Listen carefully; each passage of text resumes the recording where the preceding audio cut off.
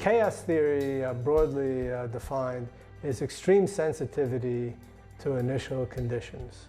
That given a very small difference in initial conditions, the same system will behave after a very short time totally differently.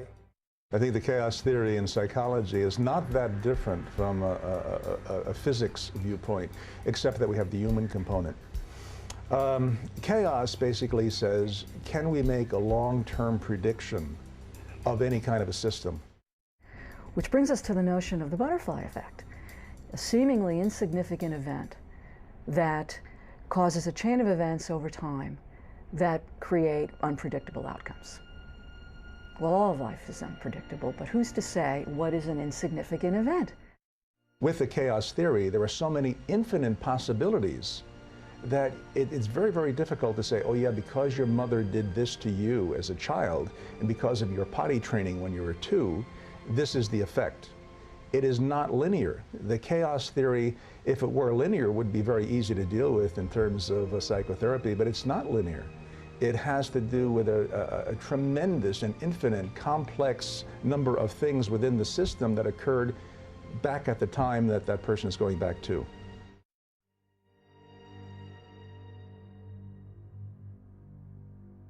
Edward Lorenz was a professor at the Massachusetts Institute of Technology who studied the dynamics of atmospheres, in particular the Earth's atmosphere. And he made a simple model of the Earth's atmospheric dynamics, or at least he abstracted a simple mathematical model which contained some essential features of the dynamics of atmospheres. And yet this atmosphere, or this atmosphere model, this toy model, was capable of exhibiting chaotic behavior.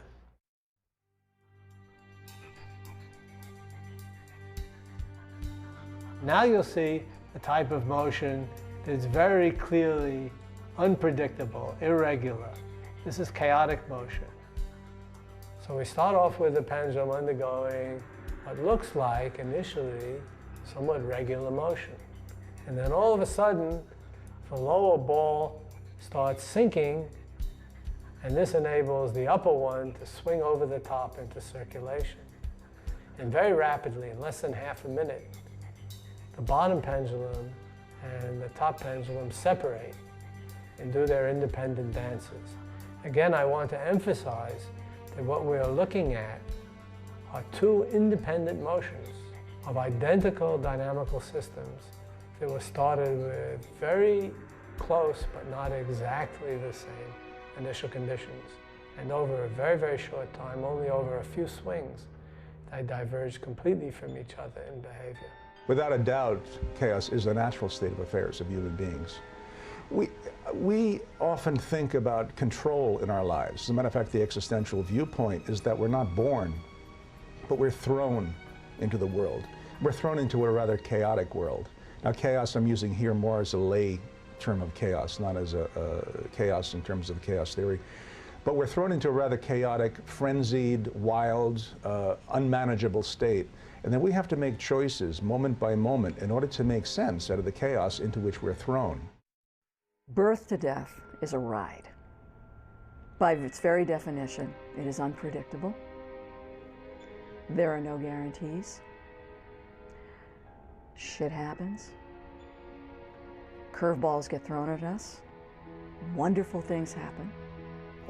And how we deal with it is who we are and who we become. That's the ride. And the problem is that when we try to control that which is out of our control, we become an incredibly anxiety-prone society. And that's what gets us into trouble. We have very chaotic systems.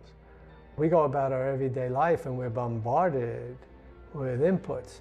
And the smallest input can change. For example, you hear something, you're very sensitive to hearing things, especially if they're about you. You hear something about you which you might suspect is slightly derogatory. This can send you, even if you're fairly well balanced, into a temporary, let's say very minor depression. can color that part of your day, a short part of your day, in which case you may decide to buy a candy bar to pick you up because chocolate makes some people feel better. Now, how can you make predictions on a long-term basis given the finite components of a system, the complexity of a human being, how one human being sees something, how one human being reacts to something?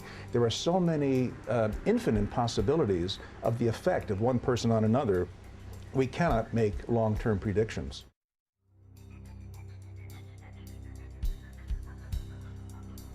To want to invite information that we have spent a lifetime avoiding knowing because we're terrified of how that may change the system, how that may create chaos in the system, is a very compelling challenge. We have all these small inputs. We don't normally think of them that way, but if you sometimes feel a little bit depressed or a little bit elated, and you think about it, it may be some very, very small thing that made you that way. Just looking at something that's extremely pretty, which catches your eye and so on, may make you feel much better. And that can, so we're extremely sensitive to that, and I would say we're chaotic. We're a chaotic system. If I'm afraid of being mugged in New York City walking down the street, I will become very, very cautious. As I become cautious, I become a target. Therefore, I am inviting the very thing that I'm afraid of. So yes, I think that chaos and the fear of the chaos actually invites more chaos.